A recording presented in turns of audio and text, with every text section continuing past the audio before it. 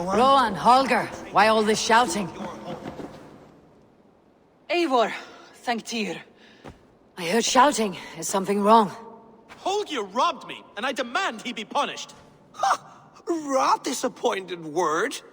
Does the deer rub the stream when she takes a drink?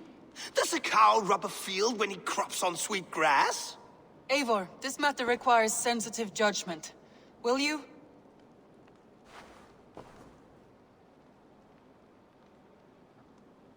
Of course. From the beginning, please. Well now, there is no excuse too small, I see. Nothing to keep you from coveting that seat, is there? In Sigurd's absence, who has better claim to oversee these disputes? You might leave them to work it out for themselves, but that would mean letting go, would it not?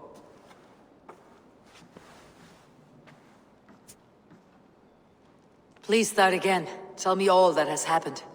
I will start. I have been falsely accused by this Saxon Philistine. A filly what? Are you mocking me? Silence, please. I'll hear both of your complaints and render a decision, awarding compensation if needed. Understood? Rowan, tell me your version of these events. As you are aware, Holger and I are neighbors. Near enough that I often catch him at my stables, stealing my tools. Borrowing. Holger, let him speak. Stealing, borrowing. My point being, I have always allowed him to use whatever he pleased. I greatly admire your Norse generosity and had hoped to match it.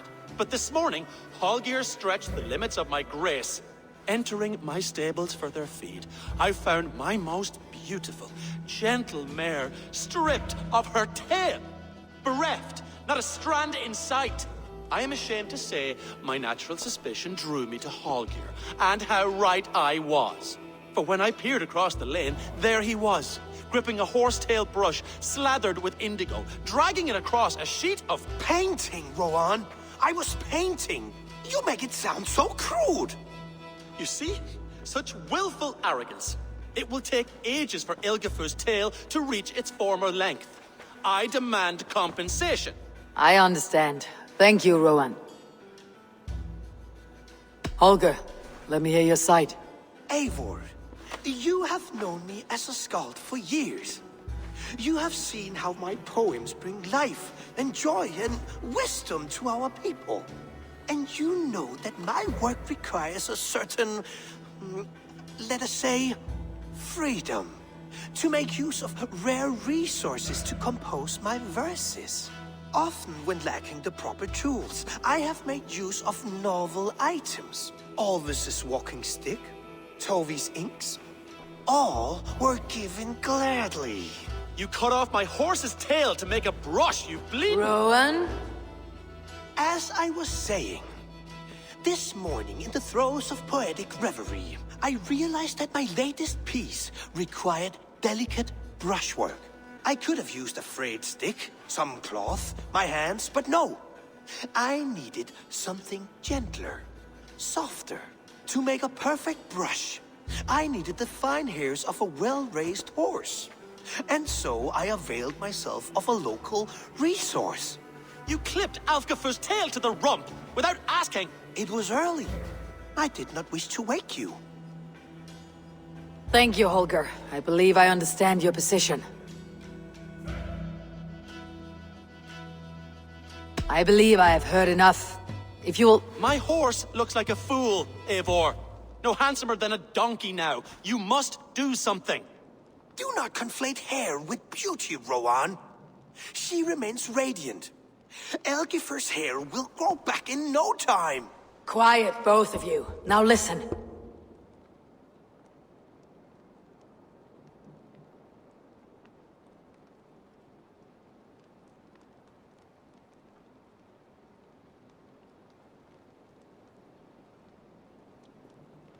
Holger, Rowan is clearly in the right. You sheared the tail from his horse without gaining permission. I borrowed the tail. Borrowed! Does the reality of regrowth not make this a victimless crime? It is a two-victim crime, Holger. Though they are unharmed, you took without asking, and that will not do. As the horse's value has diminished significantly, you will pay Rowan its market price. the horse was not for sale. Rowan, admit it. My decision is final, Holger. Pay what you owe and meet tomorrow as friends. And if I do, may I keep the horse? Pay the man and be done with it. Rowan, does this satisfy you? It does. Thank you, Eivor. Good. Then by Tyr's blessing, let this matter rest. We are done here. Return to your homes in peace.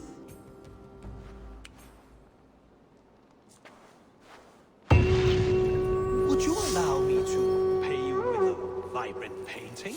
After all, in some ways you helped in its creation. Absolutely not. Oh, hello, Eivor. Good day. That Holger, he is quite the character. I almost envy him. To see the world through such a muddy glass and live with such petty concerns. He hasn't a care in the world. Let's not walk too far with that idea. I need you right where you are. East Anglia is with us. Their King Oswald has pledged his loyalty to us. Eivor Kingmaker, we shall call you soon.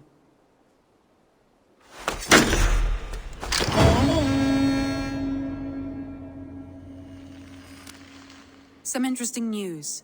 King Ceolwulf has sent Ceolbert to Shropshire. He hopes to install him as Elderman there.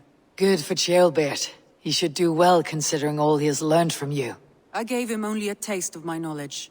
The rest he will need to figure for himself. One more thing.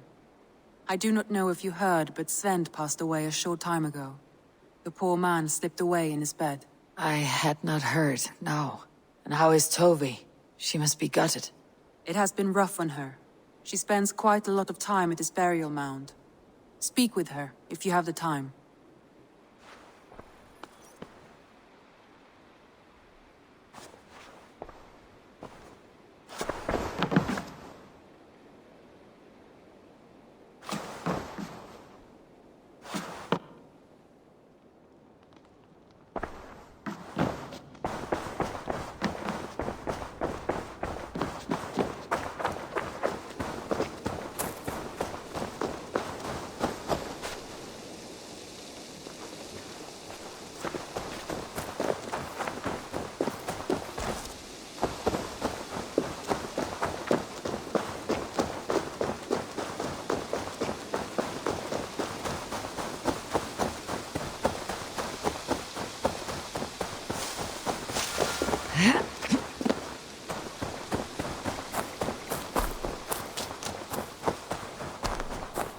I don't know how to draw without your... Tovi. Eivor, it's Sven. He passed while I was away. Tovi. I'm sorry I wasn't there. No one was. We had planned to brand Tekla's barrels that morning, and we talked about what we might have for supper. And when I went to collect him, he was in his bed. Sleeping, I thought. But he was already gone. I'm sure he went in peace. But he went with plans. Things he wanted to do, things he meant to do. His death was so empty. Not like in our stories. What stories do you mean? When we tell stories, the old and wise, they have this calm about them. They know when their end has come and they're ready. Sven wasn't ready. And I wasn't ready either. He was supposed to teach me things. I'm still learning. Everyone looks at me like I will simply carry on his work. As if nothing happened. Because they don't know. They don't know I'm not ready. Life may ask more of us than we are prepared to give. But all we can do is our best. I was not prepared to lose my parents. But in a flash, they were taken from me.